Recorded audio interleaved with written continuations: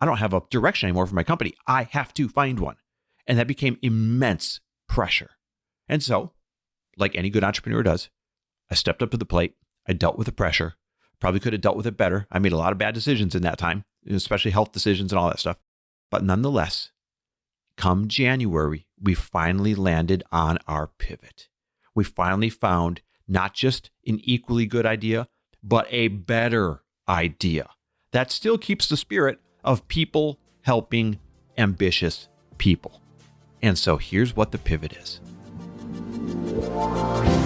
Welcome, everybody, to the Chris Harder Show, where we are making you unapologetic about your pursuit of success, knowing that when good people like you make good money, they can then do great things. My name is Chris Harder, and several times per week, I will bring you epic guests, solo episodes, and every single tool, trick, and skill set you need to grow your business, grow your money mindset, and to grow your wealth to levels that you have never reached before.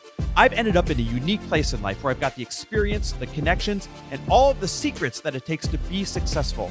And I'm lifting the curtain to reveal it all to you in an effort to help put you in a position of abundance so great that you can then be as generous as possible. So let's lock arms and let's get started. Hey, everybody, welcome back to the Chris Harder Show, where today I am grateful for, all right, I got to say it. Yesterday, I added another vehicle to our car collection, and it is one that has been on our bucket list for a long, long time. And that feels really good. It feels like an awesome, fun accomplishment. Now, I'm not going to say what it is. I'm not going to get into all that. But I just wanted to inspire you by saying, hey, when you got something on your bucket list for a long time, keep working at it, because it will show up if you keep showing up every single day. And if you're like, why in the hell did you start a show with this? If you're new to the show here, I always start my solo episodes with something I'm grateful for to remind you to have an attitude of gratitude, because it works. It freaking works. I'm telling you, when you spend more time stopping to take inventory of what you do have going in your favor, instead of always complaining about or just mentioning or thinking about what you don't yet have, well, then the tables turn in your favor. The scales tilt in your favor, because now you're coming from a place of, wait, I do have this and I do have that and I do have this and I do have that. And even if it's not anywhere near what I wish I had right now, it's a start, or it's more than I gave myself credit for. And when you stop to take inventory of your assets, and when I say your assets, I don't just mean financial assets. I mean your skill sets, your relationships, people that could help you, experiences that you've had. Those are all assets. When you stop to take inventory of your assets, you realize, wait, I got a better, wealthier, stronger foundation to start from than I felt like when I just woke up today and the world was kind of kicking my ass. That is why I start every solo episode with what I'm grateful for. I'm leading by example so that you can do the same thing. All right, so I thought I'd give you a Frello update. This is really fun because, as you know, over 2 years ago, I started building Frello. I went to my business partner, Matt, who has already had a big, successful 9-figure tech exit. And I said, buddy, I've got this idea. You got to help me with it. And after some going back and forth, and you can go back and listen to other episodes on that, he said, let's do it. It's the best idea I've ever heard. We locked arms. And then we built for 2 years. And just a matter of a couple months, just weeks from launching, all of a sudden we hit a roadblock that forced us to stop in our tracks. And so I'm going to give you an update. I'll give you a reminder of what that was. I'll give you an update on what the pivot is, because I know a lot of you are starting to hear what it is and you want to hear what it is. And because the really exciting news is you're going to start hearing and seeing a lot of propaganda around it, because we're getting really close to launch, finally, which is so exciting. I mean, we're literally just weeks away from being able to open in our first market. So let me catch you up for those of you that don't know the story. Frello was originally a FinTech app that was a two-sided marketplace, pairing those that had a small, quick, urgent financial need, like $500, $1,000, $1,500, and those that would be willing to lend to them on our platform. And we would protect that loan in order to encourage these loans taking place. And then we would facilitate the movement of the money back and forth. So we were just an emergency loan matchmaker. That was it. We were not a lender. We were a social app that was matchmaking people who had a need and people who would lend to that person with a need in order to get a really quick, good return. Both parties win. It was brilliant. And best of all, it was born from a real life experience that I had where I lent a guy on Instagram $680, and he was a landscaper and he was 2 payments behind on his landscape truck. And he's like, hey man, you don't know me. I listen to your show. I'm in a really tough spot. And if I don't find 2 car payments really quick, they're going to take my landscape truck. And not only will I lose my business, but worse yet, I've got 2 great guys that work for me that'll lose their jobs. Is there any way you can help me out? Now, by the way, when I tell this story, this is not an invitation for you to DM me on Instagram your problem and think I'm going to lend to you. I'm not. This was a one-off thing because you don't know what's real, what's fake on Instagram. But for some reason, I followed like a message, a feeling, God, whatever you want to call it. It was literally a physical feeling through my head into my heart that said, hey, open this message, answer it, and give the guy what he wants. So I did. I literally PayPal'd the guy like almost 4 years ago now. I PayPal'd him $680. I said, hey, stranger, good luck. This is not a loan. I'm giving you this money. All I ask is that you work hard to pay it forward when you get a chance. And I thought I'd never hear from this guy. Like I just said, it was a scam, not a scam, who knows? But I was just following a feeling. And sure enough, a couple months later, he slides back in my DMs and he says, hey, I just want to let you know what you did for me that day when you sent me that money. Not only did I take the money and get current on my truck, and not only did those guys get to keep their jobs, but you lit a fire in me when you said you wanted nothing in return other than for me to work hard and put myself in position to pay this forward to someone one day. To the point where in just that couple months' time, he told me he is now buying a second truck and hiring 2 more guys. And I was like, oh my God, $680. It's not a ton of money to be adding jobs to the economy versus eliminating jobs from the economy, right? This changes this whole guy's life around. And I became obsessed with solving that problem at scale. And that became Frello, the 2-sided marketplace for really fast emergency loans, those who need it and those that can lend to them. Now, we spent over $2 million in over 2 years building this tech. It was insane. It had a wallet on each end. It had algorithm that predicted the likelihood that this guy's going to pay you back. It had a Frello scoring system, 0 through 100, 90 being like, hey, great chance he's going to pay you back, 60 being like, I may not want to make this loan. We had it was kind of an insurance system. We didn't call it insurance. It was a loan guarantee fee where we take a tiny bit of the lender's profit and put it into a pool to pay back the loans that don't go. I mean, this thing was a technological phenom, especially the AI predictive scoring piece. And with FinTech, with security, with all this stuff, we racked up a huge development bill building this thing over the course of 2 years. And just weeks from launch, this was the end of May last year, the end of May 2024. Our attorneys basically called us and said, hey, did you see what happened with this other company? They're called solo funds. They said, they're the only company out there doing what you're doing or close to it. And the CFPB, which is the Consumer Financial Protection Bureau, they just get to make shit up. They literally do. Well, they just sued them into the Stone Ages saying, hey, we know that you say you're a matchmaker. We know that you say you're not a lender. You kind of look like a lender, you kind of dance like a lender, you kind of smell like a lender. And at the end of the day, most importantly, loans are being done because of your platform. And because loans are being done because of your platform, we're going to classify you as a lender, even though you're not. And because we classify you as a lender, you now have 1.5 million violations of Truth in Lending and Fair Lending Act, and all these other crazy things. I mean, sued them into the Stone Ages. And this became the day that all of a sudden changed my life. We couldn't move forward. I mean, it was disastrous. Our attorneys are like, you can't move forward now. This is precedent where there was not precedent. And that was our loophole, right? We weren't going to be a lender. We're a matchmaker that just happened to move money back and forth. And it's people helping people. And it's the way it should be in the world. But BS politicians and BS agencies that want to protect the banks stepped in just like we were afraid they might and said, we're going to interpret it this way. You want to know what's worse? Solo Funds has a letter, and this was part of our research, has a letter from 2016 when they were starting their company from the CFPB saying, yep, we approve of this business model. Let that sink in a minute. And then years later, they're like, we're going to sue you into the Stone Ages. You can't do this. We're going to change our interpretation. So anyhow, that is why Frello, I don't want to say died on the spot, but had a catastrophic cardiac arrest on the spot, and we couldn't move forward. And that began, as good entrepreneurs do, the quest for the pivot. Now, here's the thing. The pivot couldn't be something ordinary. The pivot couldn't be something common. The pivot couldn't be something that's, oh, well, let's just get into regular lending. Oh, well, let's just do something easy. We were doing something revolutionary. And that's what our investors invested in, is something revolutionary in order to give them revolutionary returns when this thing builds and we sell it. And altruistically, we wanted to help the man, quote unquote, obviously women, I just mean human, the man who is out there getting screwed all the time on the borrowing side of things. We wanted to empower them. How do we help good people like that landscaper, good entrepreneurs? How do we help them get a quick bridge when they need one? How do we make it easier for them? How do we put them in a position of power? Because we created this proprietary bidding system, by the way, that was awesome, where all the lenders, would-be lenders, had to bid on the guy who needed $500.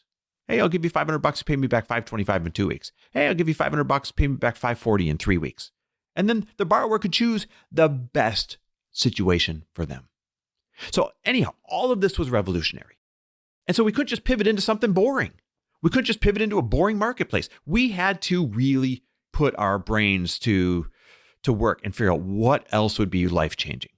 So we researched and we thought we had our idea, and then can't do it. Legal problems. And then we'd research, we think we got our idea. This is it this time. And then, we can't do it. We don't have enough money to build or retrofit this thing that we have to build or retrofit for. And then, research, we got our idea. And then, we can't move forward because this company is already doing it, or this person already has the legal rights to it, right? And so it was just roadblock after roadblock after roadblock for 6 months. And in that time is when I had my stroke, by the way, to my optic nerve, which is why I'm 50% blind in my right eye. I mean, this was the worst, most challenging year of my life starting. Basically, I always call it June 1st, right? That's when I woke up the next day at the end of May, June 1st. I was like, shit, I don't have a direction anymore for my company. I have to find one. And that became immense pressure. And so, like any good entrepreneur does, I stepped up to the plate. I dealt with the pressure. Probably could have dealt with it better. I made a lot of bad decisions in that time, especially health decisions and all that stuff. But nonetheless, come January, we finally landed on our pivot. We finally found not just an equally good idea, but a better idea that still keeps the spirit of people helping ambitious people. And so here's what the pivot is. We now built an incredibly tech-forward marketplace, matchmaking real estate investors and flippers, people that want to flip a home, on one side of the platform, and hard money lenders and private money lenders on the other side. And we kept the proprietary bidding system, where all of the would-be lenders have to make blind bids on the guy that needs $300,000, $400,000, $500,000 to flip this home, so that the flipper, the real estate investor, is empowered to maybe get a little bit cheaper loan than they would have when they were beholden to just one investor, when they're beholden to just one lender because they only had one relationship, if any at all. Now they get to shop their loan on a hard money marketplace, make hard money and private money lenders bid for their loan, for their business, and they get to choose the one that's best for them. And we've got all this great tech forward approach that we've built in order to do what we call speeding up the speed of trust. First of all, nobody has ever aggregated this space, which blows my mind. This is a $50 to $60 billion per year space. In other words, there are over $50 to $60 billion in hard and private money loans made to people flipping properties in the United States every single year. And what's wild is if you're like, why don't they just go to banks? That's not how it works. Banks are too slow. They take too long. If you're in the flipping world, you realize there's going to be 10 bids on this property. I need to have funds secured tomorrow so I can go to the courthouse and bid on it.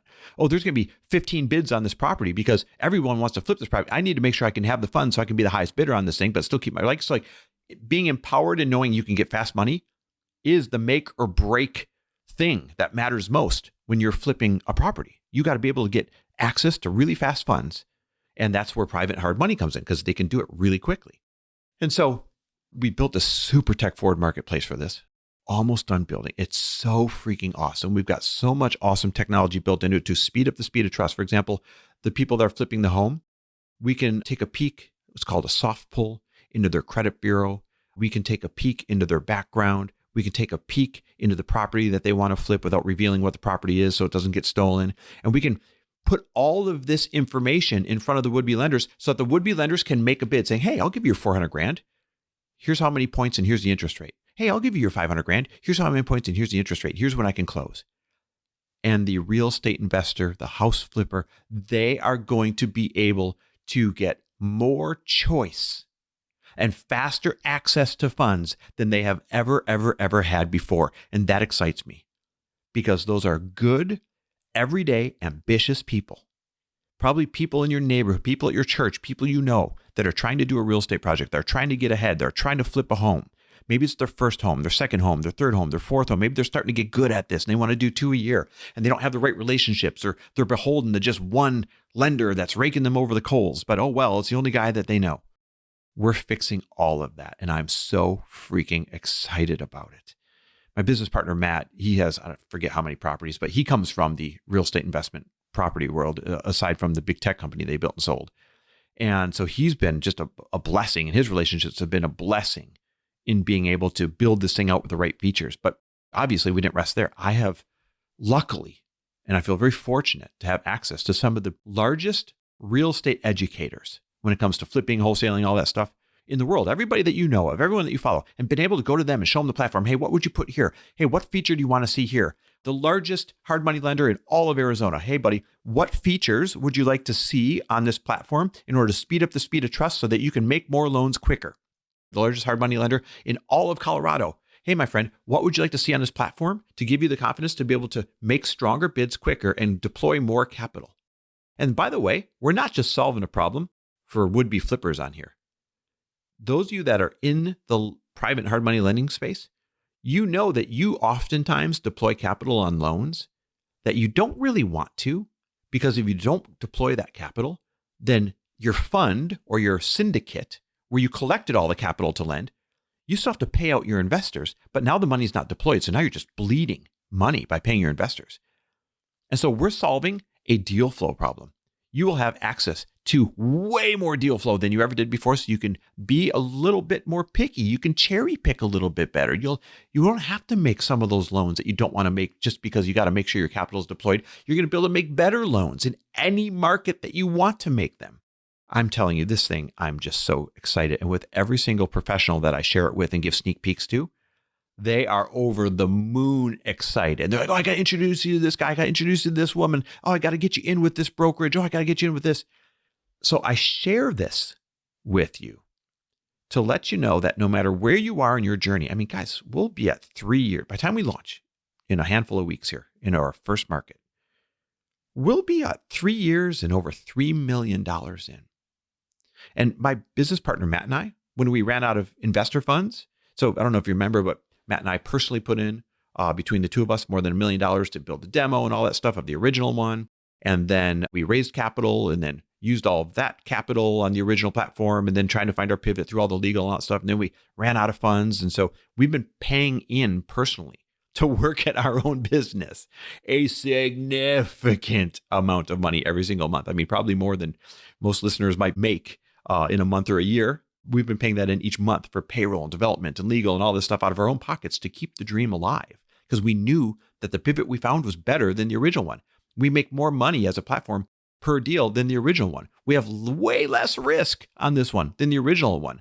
The TAM, the total addressable market, is bigger and better than the original one. So everything happens in your favor.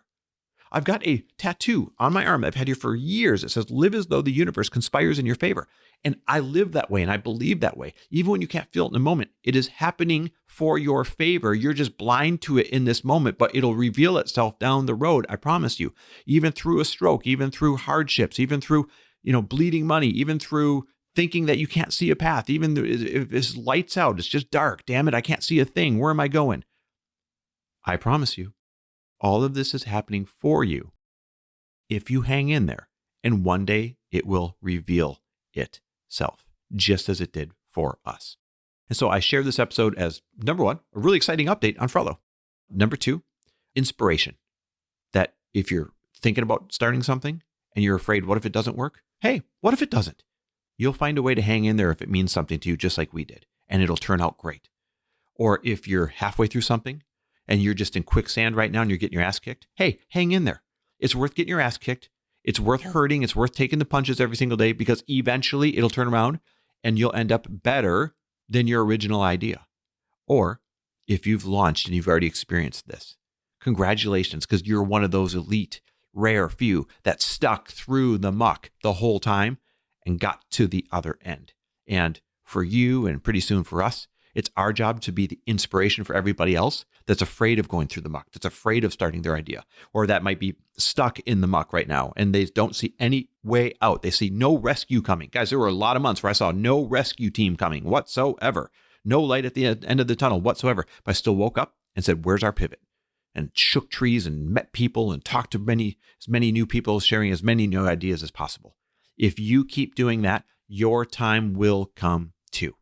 Let us be an inspiration for you for that. Let everybody else be an inspiration for you for that. And listen, if you don't try, the only thing that's guaranteed is that you'll stay where you are today. If you do try, the only thing that's guaranteed is you're going to have a hell of a roller coaster ride, whether it's loops or turns or drops or whatever. And just remember this, no one stands in line for a roller coaster that doesn't go anywhere. People stand in line for hours and hours for a roller coaster that sometimes makes you sick to your stomach, and they get done and they say, let's do it again. That's why you're an entrepreneur. Thanks for listening. And better yet, thanks for always supporting us and cheering me on. That went a long way and always continues to. Thanks for listening. Love and appreciate you.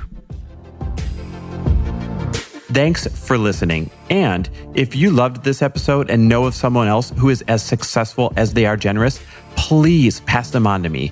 It would mean the world to me if you help me get this cause and this message out to as many listeners as I can. So please, if you liked what you heard, it goes a long way if you take 30 seconds and leave me a 5-star review and share this with your friends. I'll be forever grateful. And until the next episode, cheers to your success.